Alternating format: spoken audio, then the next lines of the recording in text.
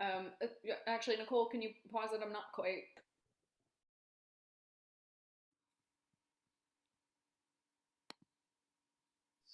Alrighty. Hello, my name is Jess Garland. I am from Dallas, Texas. I am a performing and recording artist, singer-songwriter, multi-instrumentalist, filmmaker, producer, educator, and philanthropist. I am also the president and founding director of Swan Strings, and also new executive director of Girls Rock Dallas. So we're going to be talking about performance, the difference in performing on stage versus professional industry spaces. And I'm going to kind of take you guys from behind the scenes and kind of take you down some of my experiences and my expertise level, and to all the way up to getting on stage. So I kind of want to take you behind the scenes before we actually get on stage first. So I want to start with mission statements. So for Swan Strings, I started that program. So I've been teaching in Dallas for about more than 15 years, music education, and have always worked corporate positions. And after that 9-to-5 position was just kind of driving all over Dallas area, teaching primarily the guitar. But the past 5 years, I've been focused in the nonprofit sector, and I got my start working within, in the beginning, I worked mostly in northern Dallas, which is primarily white neighborhoods, you know. It can be diverse, but I was working in the White Rock Lake areas and Park Cities areas. And so that was just kind of what my clientele mostly looked like. And then, but then in the past 5 years, I've started focusing more in Southern Dallas, which is where my family is from. And also I gained opportunities to participate in some nonprofit organizations and started seeing what a need it was to be able to create free music education. So one of the first grants I received was in, I believe, 2017 as an individual artist. And I started providing free music education in South Dallas areas. And then I created Swan Strings after about a couple of years of getting grants as an individual artist, so that I can expand on my services that I was providing. And so Swan Strings mission statement is providing free music education, community concerts, and sound therapy services to North Texas individuals with access. But we've been expanding outside of the North Texas area by collaborating with other girls rock groups, the TxLips Band, and guitar magazines like Guitar Girl magazine, Kaiser, and She Shreds magazine. I have some curriculum that's online with She Shreds and Kaiser musical products as well, which is a Texan brand. And then last year, I acquired Girls Rock Dallas. The founder stepped down, and I just kind of took the organization over. And then I had my first camp this year at South Dallas Cultural Center. So kind of returning in the neighborhood where I started, and had my first mostly all Black girls summer camp. So I'm really excited about that. So, which kind of brings me to my personal mission.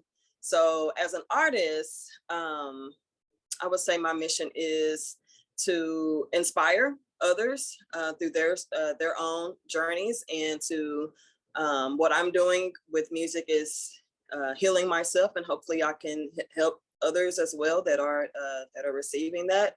And I would say my primary focus is on uplifting Black women musicians, just because I feel like there are times where we just, not outside of music, but within music, we tend to be the most marginalized, which I don't like saying that word that much, but anyway. So I'm gonna go ahead and move on to guitar culture. I think it's the next slide. A couple of slides.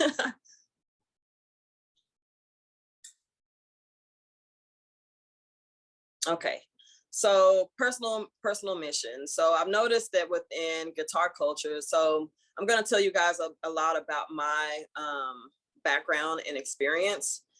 Before I do that, though, I know you guys kind of saw that we went by a couple of slides, but I just want to make sure that we're acknowledging TxLips Band here, which I'm a part of the TxLips Consulting Group, which we have worked with other girls rock camps as we're doing right now. And I met Guitar Gabby. I've been following her online for some years, and we'll talk about online engagement later on in the presentation or the workshop. And she has written a couple of articles on me with Guitar Girl magazine. And I met her originally through She Shreds magazine, now She Shreds Media. So shout out to Guitar Gabby for reaching out to me to do this workshop. So kind of going back to personal missions, I've noticed as a Black woman who plays guitar and as someone who has worked into the god-awful Guitar Center for only about 3 months when I was attending college at SMU, I noticed that, you know, women in general get treated differently about any skill sets or talents that we have. But when you are a person of color, or if you are especially Black, which I a lot of times like to have to separate between the term BIPOC just because we all have our own individual experiences. And I think that that needs to be understood and respected as well. But I noticed that, you know, I got treated a lot differently when I worked there. And so, and even I, to this day, do not like attending to go to Guitar Center to get any gear or supplies that I need. I typically only go if it's something that's really convenient, just because I call it like the Home Depot or Lowe's of music stores. And that's about the best way that I can kind of describe it. And there's kind of like an energy as soon as I walk into the space. And I've even noticed with Guitar Gabby, when there's articles about her, or if there's something that she's writing about with other women musicians, especially Black women musicians, that you can see the comments in social media that some people get really angry. I don't know what it is about a Black woman with guitar, but it's a thing.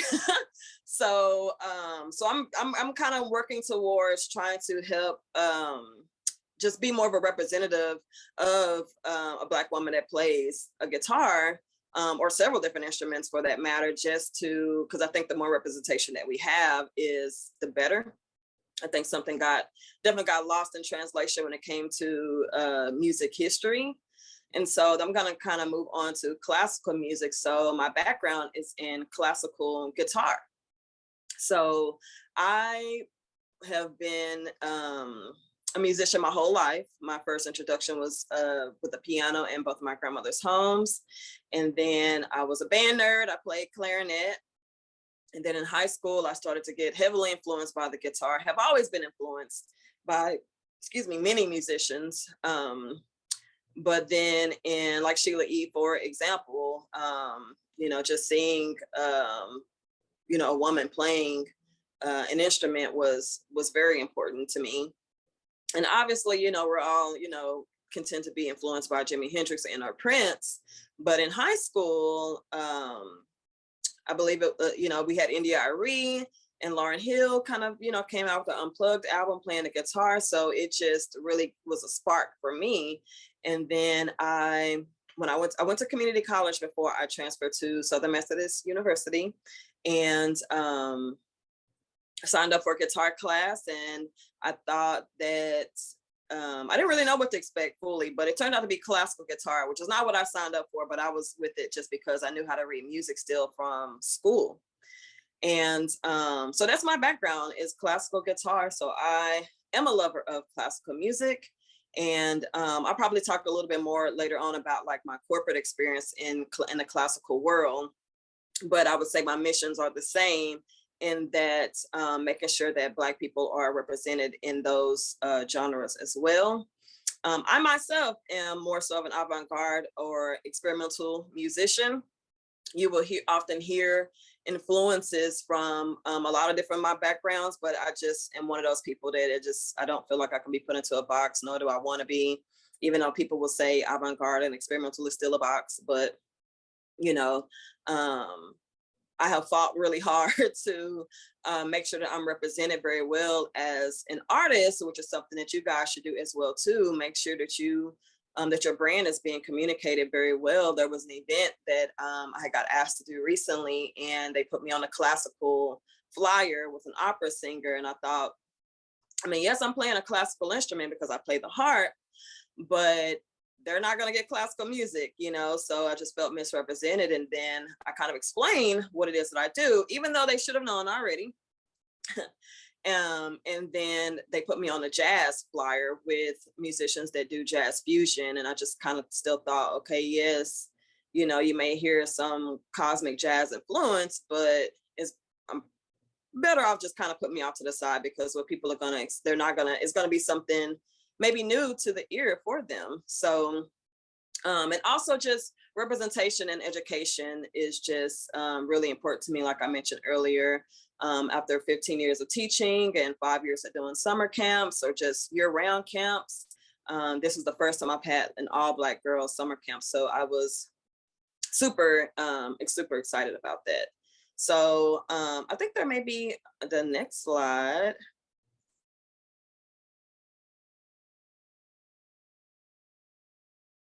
Okay.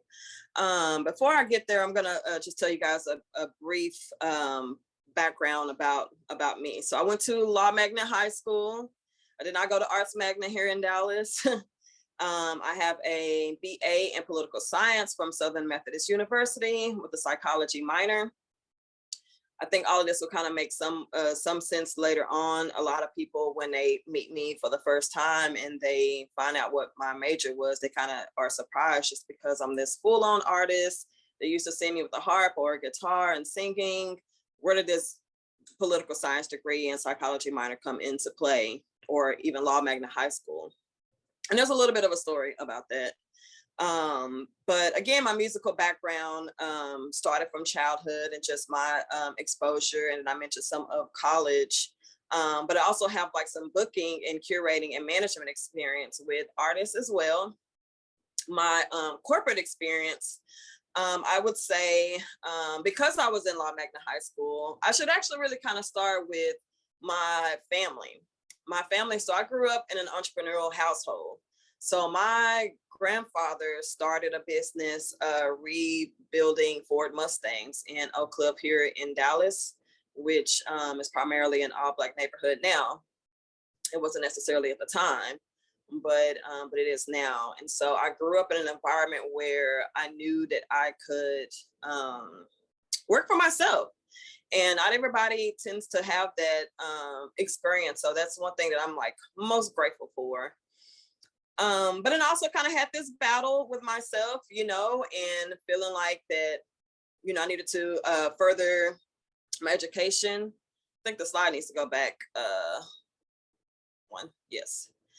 Just to kind of further my education and get some different experiences, which I'm grateful. Even, you know, being in Law Magna High School and working at law firms, which is primarily where most of my corporate experience comes from. All of that stuff comes in handy because I'm actually that artist that likes to read contracts. I know a lot of artists that they just don't, or they don't really understand, you know, what they're looking at, or they may not even know where to start with creating their own contracts and making their own deals. You know, a lot of times artists are just happy to get a gig, and that's how they kind of get caught up into certain situations. Sometimes I'm that artist and I'm reading that contract, okay? And I have a lot to thank to my legal background for that. And that's one thing that I really admire about Gabby as well too, as an attorney and a musician as well. So after my legal experience, I started working in human resources, and it started with recruiting. And I recruited at a place that primarily recruited accounting professionals. And I even worked for startup companies doing operations. But all of these things that I'm mentioning right now will come into play later. Like I said, you know, I'm the artist that reads the contracts, you know, and when it comes to HR, I know how to do recruiting, right? How to create job descriptions, how to post them properly so that folks can see that job. I have a pretty large following on LinkedIn from my HR and recruiting career. So some of my following on that page are not super used to me as a musician on that page, but I use all of those resources now for the things that I'm doing because it's more important than the music. But at the same time, I've been working on, I do a lot of networking and building relationships and community engagement as well, along with attending shows and concerts and festivals and doing a lot of online engagement. So a lot of times people just go to shows. I'm not that person that just goes to shows. Like, I do love live music, but I'm there also to network. A lot of times I may go out of town to festivals, and it's hard to just kind of be on vacation and to be off because I'm always working. You're always working as an entrepreneur. So I want to talk a little bit about my board experience. So I started getting on boards from creating my own nonprofit organization. And once I created my own nonprofit, I started getting asked to participate on other boards. So there was this one particular place, which is one of the oldest record stores here in Dallas, Top 10 Records. I started teaching guitar lessons there, but then they turned the record store into a nonprofit organization, and they invited me to sit on their board. So that was one of my first experience outside of my own board to start doing that kind of engagements. And a lot of times people ask me, well, why would you sit on a board and you're not getting paid? But the payoff is much bigger. Everyone has their capacity level, right? But you got to think about what kind of networking and relationships that you're building with the community from doing that. I've also sat on the board for New Texas Symphony Orchestra, which is a community-based orchestra here in Dallas. And same thing, that's how I've also built those networking and built those relationships and have done that community engagement as well. Which in those cases, to be quite honest, I was called on to help them with community engagement because those are some things that I was already doing. And then, so I'm no longer on those boards, but I do now sit on the AT&T Performing Arts Center board, which is in the Dallas, which is an arts district here in Dallas. It's on Flora Street, where you'll also see the Dallas Symphony Orchestra, Dallas Black Dance Theater, the Dallas Museum of Art, the National Sculpture Center. So it's like one of the biggest arts districts here in Dallas. And same thing there. I have worked with them with different kind of fundraising ideas and bringing the community to those organizations, because in this particular arts district in Dallas, it can be a little bit daunting for some communities. It's in the middle of downtown Dallas. Most people are not going to want to drive to downtown Dallas and deal with that kind of traffic and pay for parking, and then you have to pay extra money to attend these events. So I've been working with some of these organizations about working more with the community to make it more accessible, which is kind of bringing me back to the mission statement. So anything that you do, I would just say make it sure that it's aligned with their personal missions and making it accessible to the communities that you are intentionally serving. And so I'm also on the board for Lone Sound Magazine, which is I would say it's kind of a new magazine here in Dallas. And partnerships, I've worked with Dallas Symphony Orchestra. I was their community liaison after working in guest services, so I also have that experience as well. And I currently still teach harp as a contractor with the DSO.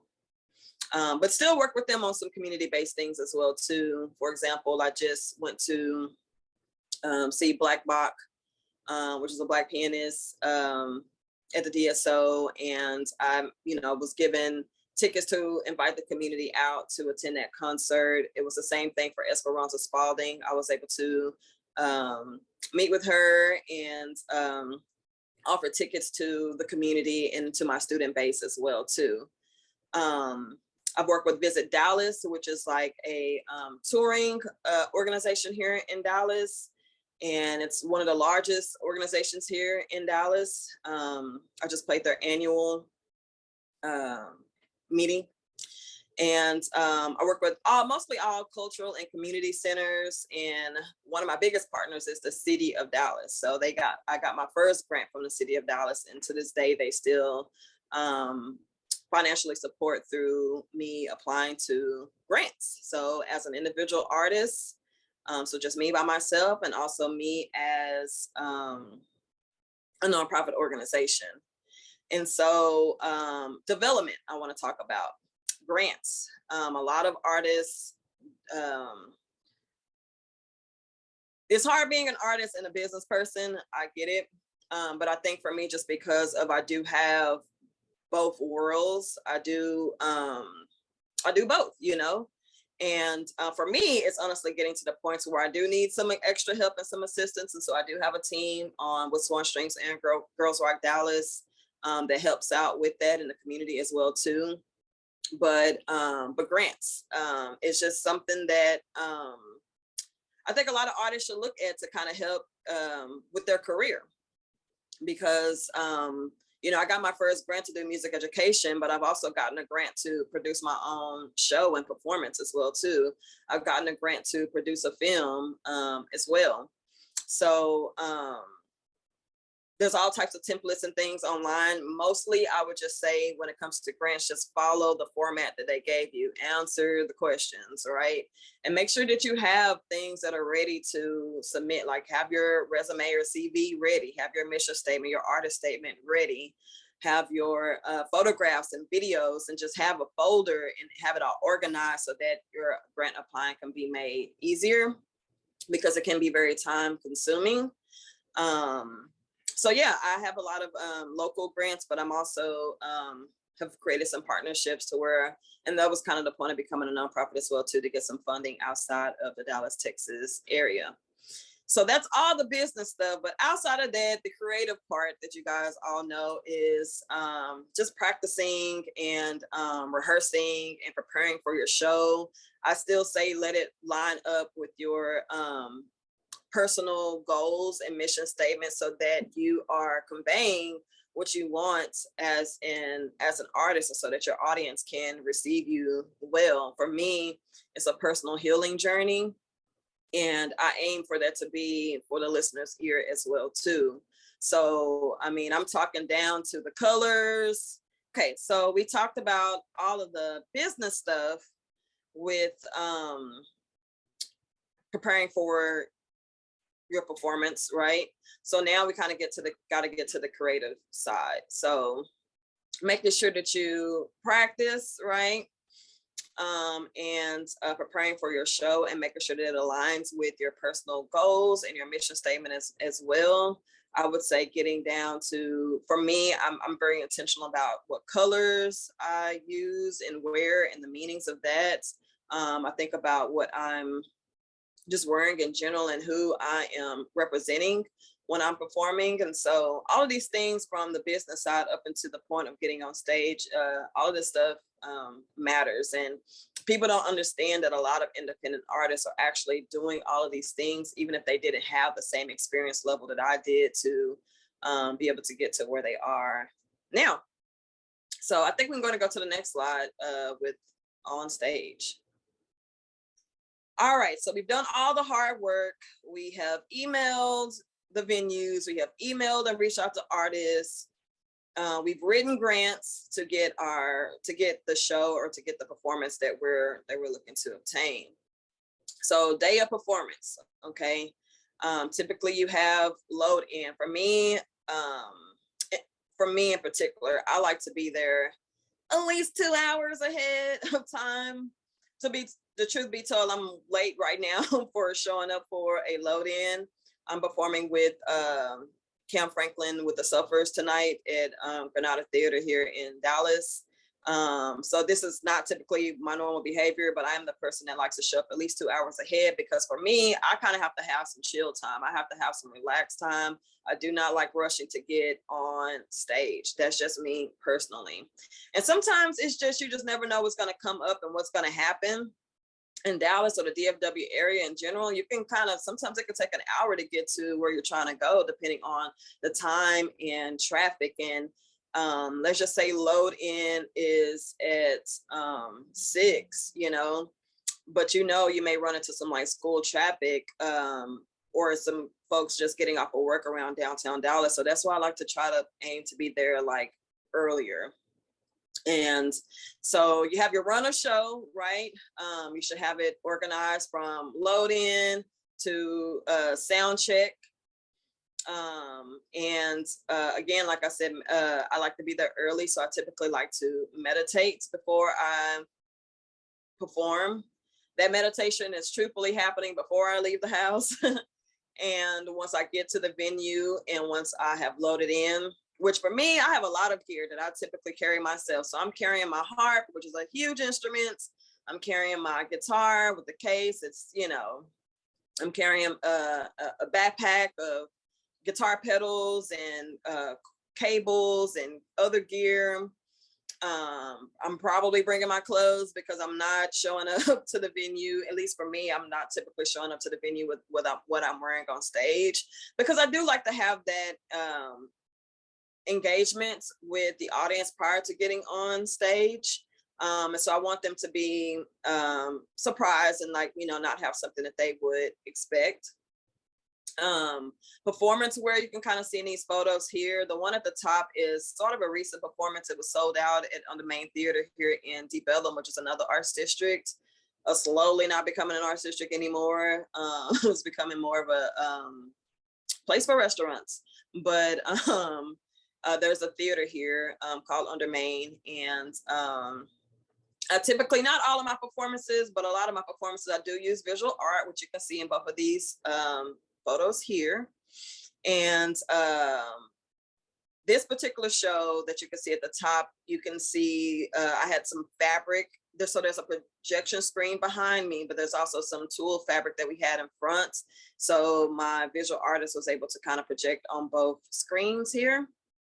I am a one-woman band by choice, based on experiences. I do love playing with others, and I am actually in other bands as well.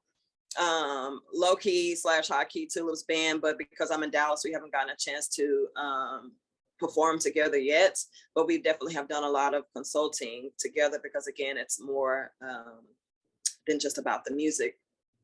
And you can kind of see a little bit on my mic stand in both photos that I typically decorated. I have to be in a good mood. Like, everything around me has to be good so that I'm doing my best, so that the audience can receive the best of me in that moment. And so when I'm creating my set list, I typically work with my visual artist to talk about what visuals that I want. Sometimes it's visuals that I have recorded on my camera that I give to my visual artist to incorporate into the visuals. And so, like, for example, I did a show at White Rock Lake here in Dallas at the Bathhouse Cultural Center. And that's a neighborhood that I grew up in. And so I really wanted to kind of capture places that mean a lot to me that I put into the performance. And so this lower photograph that you can see here, this is actually from, I think this was from my first grant as a individual artist, and this was for a festival called Aurora here in Dallas. But it's an international festival because all the PR is in Germany, and they work also with a lot of international artists as well too. And this performance was called Resurrecting Gaia, and it was just something that just came to me because I really wanted to do something to kind of awaken the feminine spirit, you know. And again, I'm very intentional about everything that I do, from all of my experiences that led up to this point to, you know, thinking it all the way down to exactly what I want the performance to look like, what I'm wearing, the colors and all of that stuff. So Aurora Festival, it was called Future Worlds. And so to me, like, resurrecting the feminine spirit was also like resurrecting everything that's around us if we invest more into the feminine spirit and nature. And so I kind of have, this was actually around October. And so for me, it was also about celebrating my ancestors as well. And you can't really see it, but I had a gong that I played as well. My guitar, and there is kind of like a table with a bowl that I have a resurrection plant in there that I watered before I started doing my performance. And resurrection plane is called the Rose of Jericho. And so in the beginning of the performance, it was kind of closed, kind of tight like a fist. But when you water a Rose of Jericho, it opens. So I wanted to have something that was going to symbolize the intention for that entire performance. And even with that performance, I use a lot of like loops and delay effects for in between harp and guitar. And so I put the harp on loop for one song, and I walked around the audience and kind of put flowers on them, just because, again, you know, I'm doing what is helping me. And so I'm just kind of wanting people to receive my journey, because that's what it really is when you're being an artist. You're talking about something that's important, something that's meaningful, but you're just flat out just sharing yourself with the audience. And so that was just my way of kind of being more engaging with the audience and interactive with the audience. And so post-show engagement. So a lot of artists sometimes can kind of miss this. And not everybody's required to do it, but if you want people to, you know, follow you, you know, not necessarily on social media, but just to keep up with what you're doing as an artist. And 9 times out of 10, if you've done all these things leading up to the point and getting on stage, you have inspired someone. So listen to what people have to say. You know, not everybody's gonna have something nice to say, especially as women musicians. I've gotten all types of weird comments after getting off the stage before, when they were just like, dude, just tell me, you know, you don't have to tell me I was good, but it's just like, you seem like you just want to have to find something that was wrong, you know. But okay, you know, I still must have affected you some kind of way. But, you know, talk to the audience, you know. Even if you may have that one, you know, person that just has to be negative, I guarantee you there's like, you know, several others that received the message, what you were doing. And a lot of times you can do that at the merch table. My merch, I will step away right now to grab some for you guys. But again, everything is intentional for me. You know, everything is a message. And so one of my first t-shirts that I put out was, and it's sold out right now, but I may bring something back that's similar to it, but it's has harp on it.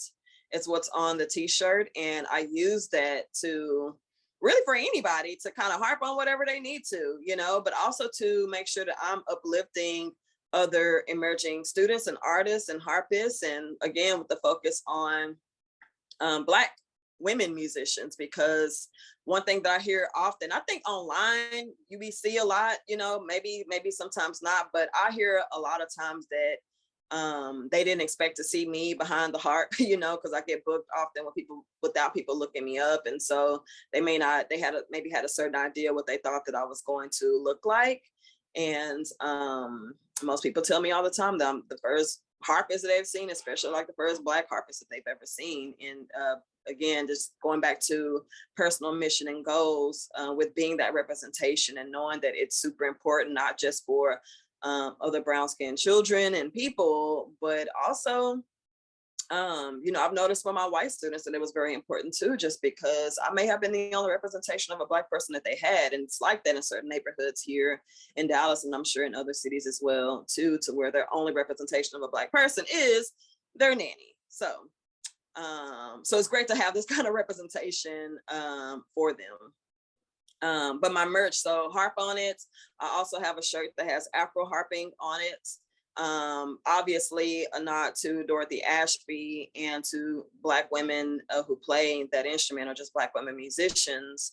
And then I have another piece of merch that I typically wouldn't do anything like this, but it has my face on it, but it's a local artist that created something for me to kind of be uplifting, because he wanted to. He does this for a lot of other people in the community leaders and artists, to kind of be able to tell their stories. And so I have that. So that's my way of kind of giving a nod back to that artist as well too. And still giving people, like, you know, a little bit of what those missions and goals are. I will let y'all in on a secret that I am working on some merch right now. I just submitted an order today for shirts that they're gonna have Harp Life on it, which is actually a representation of a tattoo that I do have. And Harp Life as in the same thing as Thug Life, if you will. And I use that because I really just want to, like, you know, again, just talk about my personal missions and goals, and that, you know, I don't have to be a classical harpist. You know, I don't have to play classical music. But I'm intentional about what my message is. And I put in all this work that I've just talked to you guys about today. So to me, that is living the harp life. So, but yeah, once you do all of that stuff with the post-show engagement and working the merch table, then there's the online engagement. So that's the part that sometimes we can kind of get caught up in. Sometimes we maybe either spend too much time on it or not enough, and finding a balance between all these things that we talked about today. But you got to do it. I will say that, you know, there was a time when I was not on social media, but the moment I did get on social media, I did gain a large following to be able to support me as an artist. And it's been my way to be able to communicate with other musicians and artists and organizations and groups outside of Dallas, Texas, so that when you're traveling and touring, that you have those connections that you're going to need along the way. So I think we can go to the last slide. Alrighty, so we're at our end here. And I wanted to tell you guys about my single called Glow, which is about a very transformational time in my life.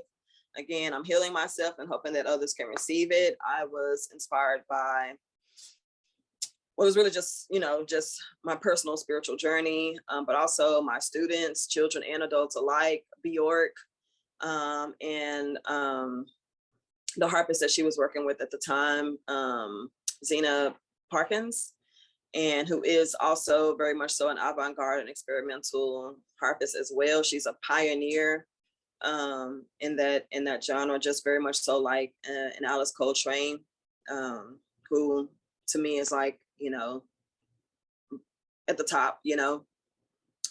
And so yeah, it's on all streaming platforms, and new music will be coming out soon. And I have a film called Harp and Soul. This is my second film. My first one was called Their Lives Mattered, where I interviewed folks around the community where people had been killed by the police, and to see kind of if they knew about the story and ask them how they felt about it. Put all those interviews in a short film, perform harp, did a live score with that film. But my second film, Harp and Soul, it is about environmental racism, systemic racism, and specifically Black feminism within Southern Dallas. It all started with an illegal dump that was behind a woman's backyard. Her name is Marsha Jackson, and Soledad O'Brien in the, you know, in the city of Dallas, it eventually got involved with telling her story and the removal of that.